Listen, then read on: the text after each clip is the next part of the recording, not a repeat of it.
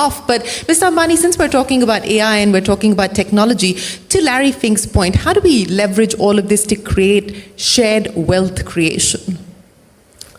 Well, I think that I'm a believer, have been a believer that we have to embrace technology. We cannot run away from it. And AI is real, right? From an India point of view, it is hugely advantageous. If we think about 200 million children in our schools, and if we now think about connectivity to all our schools, and we give ourselves a goal that in 1 decade, right, with a fraction of the total GDP that others spend on education, we can deliver to each of these 200 million kids, including in the remotest village, quality education, right? I think without AI, this problem, we could not have dreamt about solving it, and we will. We are also participating in this opportunity. This is a solvable problem.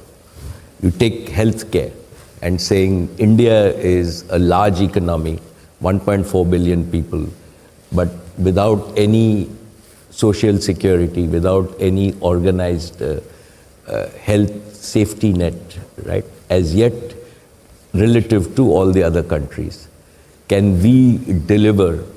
Everybody, like the large economies, spend 8, 10, 12% of their GDP on delivering healthcare to their citizens. Large amount of it is wasted in terms of what, and everybody recognizes this. Can we in India take care of all our 1.4 billion people with a digital physical health system at a fraction of global costs? Answer is cannot do it without AI. Security, right? Again, critical for our safety for all our 1.4 billion people. If you use AI, right, and complement it with your law enforcement policies, possible to do. Simple taxation, right? We can now have the ability to have for each citizen, each company, the transactional transparency.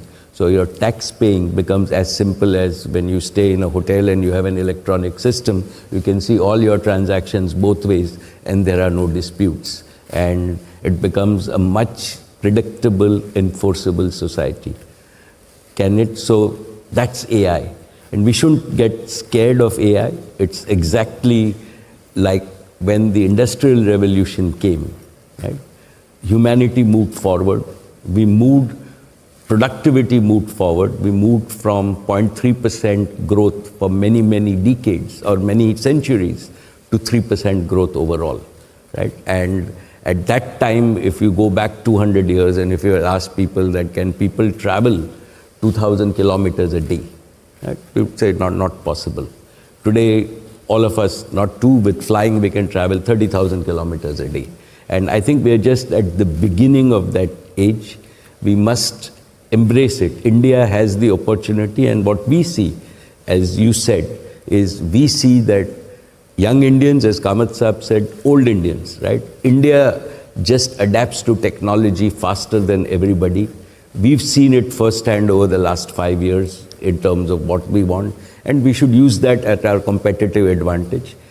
Embrace this, get the productivity advantage, get the earnings advantage, build a better society in terms of, and use tomorrow's technology before anybody else so that we catch up from our $4,000 or few $1,000s per capita to double-digit per capita, and then get to, the US is still at $40,000, $50,000 a capita, so we've got a long way to go. This is our part to catch up, and I think the world will allow us to catch up with them in the next 2 decades, and that's an opportunity. Like from my point of view, at Reliance, we are taking this opportunity with both hands in terms of that. It's once in tens of centuries opportunity, and we can, like, if we embrace technology, if we allow our youth to embrace that, right, then in the next 20, 30 years, we can redefine India and find our true position in the world. A multi-generational opportunity, as you put it, Mr. Ambani. But Mr. Fink, let me